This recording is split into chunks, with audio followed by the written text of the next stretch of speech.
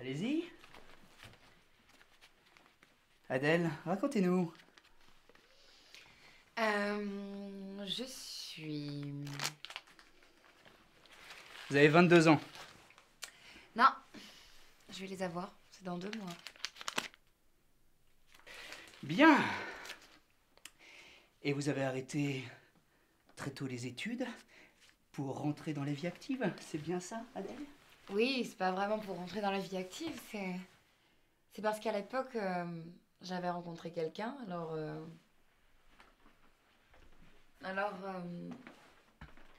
c'est pour ça que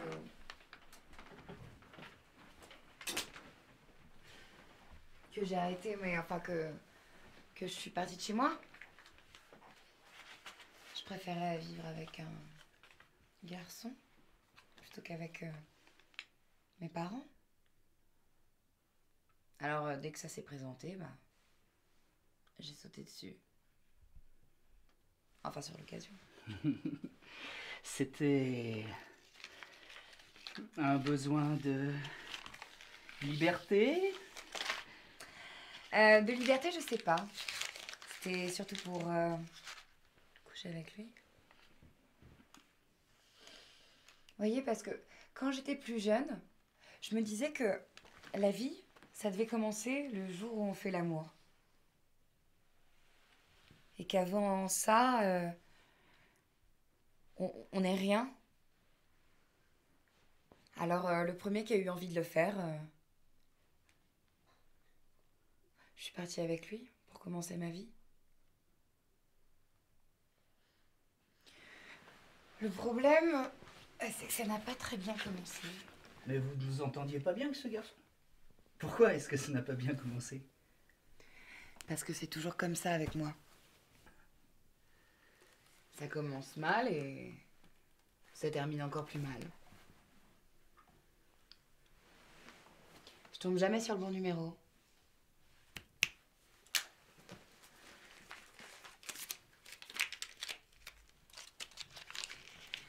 Vous savez, les papiers collants qui attirent les mouches en spirale? C'est moi. Craché.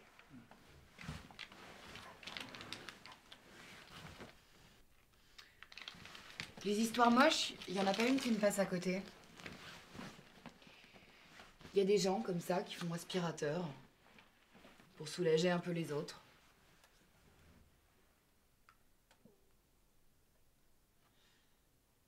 Je tombe jamais sur le bon numéro. Tout ce que j'essaie, ça rate. Tout ce que je touche, ça se transforme en vacherie. Comment vous expliquez ça, Adèle?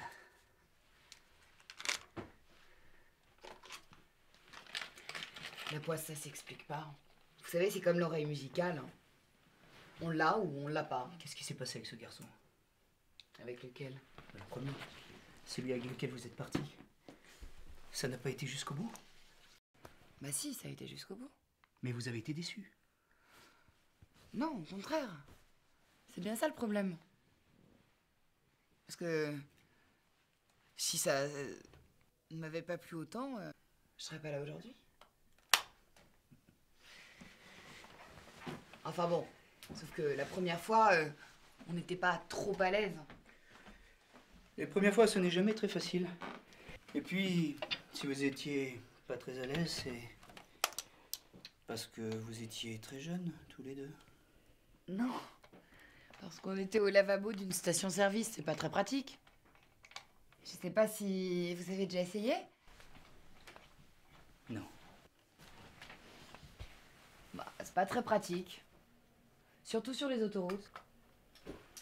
C'est moi qui avais eu stop parce que vous voyez que les choses de la mer, ça passait au bord de la mer. Mais le stop, c'était pas une bonne idée. Remarquez, c'est normal aussi parce que si on fait le compte des bonnes idées, j'en ai jamais eu. Puis c'est toujours pareil avec moi. Je m'emballe trop vite,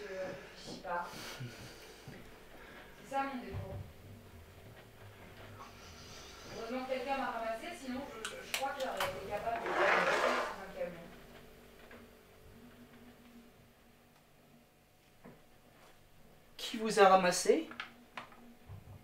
Je peux pas vous dire son nom parce que c'est un homme marié et psychologue. D'ailleurs, il a tout de suite senti que j'avais un coup de cafard carabiné et il s'est mis en quatre pour me remonter le moral. Il s'est tellement mis en quatre que j'ai cru que j'étais tombée enceinte. Mais coup de bol, c'était juste l'appendicite. Enfin, coup de bol, façon de parler, parce que avec l'anesthésiste, j'ai pas eu beaucoup de chance. Vous avez eu des problèmes avec l'anesthésiste? Non, il était gentil. Et il avait l'air tellement amoureux de moi que je l'aurais suivi jusqu'au bout du monde. Mais on n'est pas allé plus loin que Limoges. C'est marrant, hein, comme les gens peuvent avoir l'air raide amoureux en ne l'étant pas du tout. Ça doit être quelque chose facile à imiter. Il me disait que je lui faisais l'effet d'un verre de Cointreau. Mais le Cointreau, il a dû s'en lasser parce que il est parti téléphoner. À qui? Ça, j'ai jamais su parce qu'il est jamais revenu.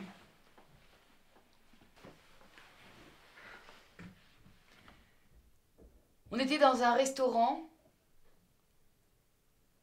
et je savais pas qu'il y avait une sortie derrière.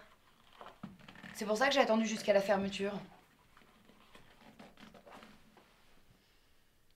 Le patron habitait juste au-dessus. Ça sentait un peu la friture, mais il avait les mains douces, calmes.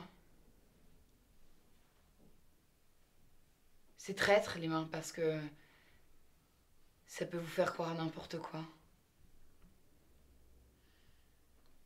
C'est comme ça que je suis rentrée dans la vie active et que je suis devenue hôtesse d'accueil pour lui. Hôtesse d'accueil? Ça consistait en quoi? Eh bien, au début, surtout à accueillir, à être souriante avec tout le monde. Ça donnait pas la même énergie comme travail. Mais les sourires, vous savez ce que c'est, quoi. Ça donne vite des idées. Et puis à Limoges, il y a tellement d'hommes qui se sentent seuls. Vu de l'extérieur, on se rend pas compte. Mais le juge m'a dit que c'était un des coins de France où il y a le plus de dépressifs. C'est pour dire. Quel juge, Adèle? Celui qui s'est occupé de moi quand on a fermé le restaurant à cause des hôtesses d'accueil. Lui aussi, il était dépressif et lui aussi, il s'est pas occupé de moi très longtemps. Même pas un quart d'heure dans une chambre d'hôtel. Sans oreiller, sans télé, sans rideau.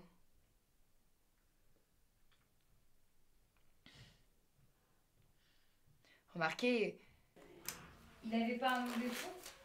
Quand il a vu que j'avais les yeux rouges de larmes, il m'a offert son mouchoir. Et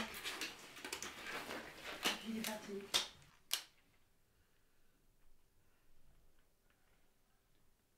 Peut-être que j'ai jamais mérité mieux. Ça doit être écrit quelque part, mais je sais pas où. Il y en a qui sont faits pour vivre en rigolant. Mais moi, j'ai jamais passé un seul jour de ma vie sans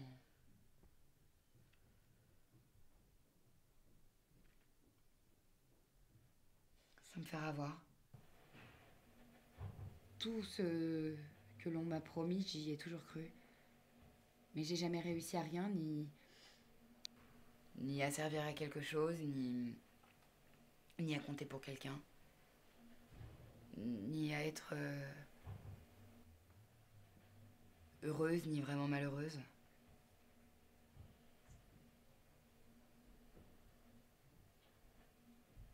Parce que sûrement qu'on doit être malheureuse quand on perd quelqu'un.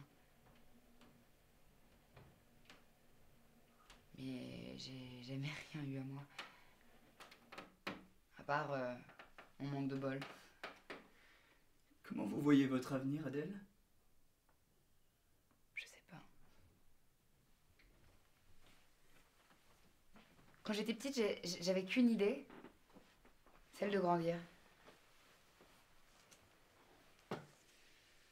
Je voulais que ça aille plus vite. Ce qu'il y a devant moi, j'ai l'impression que c'est une salle d'attente avec... une salle d'attente dans une grande gare. Avec des bancs, des courants d'air. Et derrière les vitres, des tas de gens qui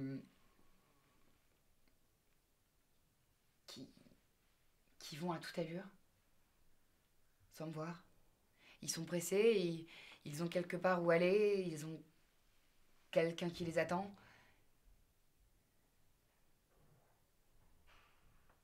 Et moi, je reste là et j'attends. Mais vous attendez quoi, Adèle?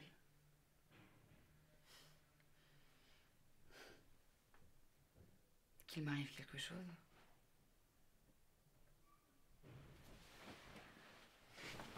Oh,